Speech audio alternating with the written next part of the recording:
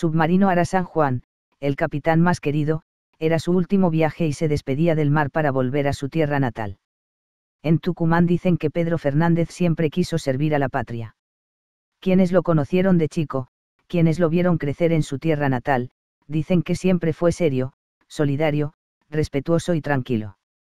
Una cantidad de adjetivos que definen al capitán Pedro Martín Fernández, comandante del submarino Ara San Juan, que se encuentra desaparecido desde el pasado 15 de noviembre. Afirman que desde chico quiso ser militar y que siempre demostró su interés por una vida dedicada al servicio. Su compañero de banco en la Escuela Normal Superior Juan Bautista Alberdi de Tucumán, Sergio Mercer, lo recuerda con angustia y no pierde las esperanzas de volverlo a ver. Nos conocemos desde que ingresamos a la normal, desde los 13 años, fuimos compañeros de banco, siempre juntos, rememora Mercer y al mismo tiempo reconoce sin dudar que siempre quiso ser militar. Pedro intentó ingresar al ejército, pero debido a una lesión en su rodilla no pudo y luego al terminar la secundaria ingresó a la Marina. Además, señala que era muy estudioso y metódico. Relata una anécdota sobre sus años escolares. Yo soy muy flojo en matemáticas y a él les gustaban mucho. Estábamos en una prueba, yo le pedía que me ayude con los ejercicios.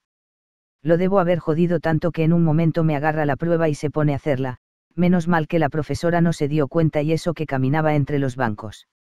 En el barrio donde se creció Fernández, ubicado al noroeste de la capital tucumana, lo recuerdan con cariño porque era muy bueno con todos, un amigo, un vecino dispuesto a poner el hombro por los demás. Remigio Arroyo y su esposa Isabel Romano viven frente a la casa familiar. Llegaron al lugar casi al mismo tiempo que los Fernández. Cuentan que al regresar del colegio él y sus hermanos se quedaban con ellos hasta que regresaba Emmanelli Juárez, su madre que era docente en una escuela del interior provincial. Acá tomaban la leche, se quedaban hasta que vuelva la madre y compartían mucho con nuestros hijos, recuerda Remigio y agrega que desde chiquito ya decía que quería ser militar, pero del ejército, quizás por la influencia de su abuelo que fue comisario al igual que su padre. El hombre se ve muy emocionado al igual que su esposa, los dos esperan fervientemente que vuelva. Isabel recordó que a ella cocinaba rosquetes y otras masas que le gustaban mucho al marino cuando era niño.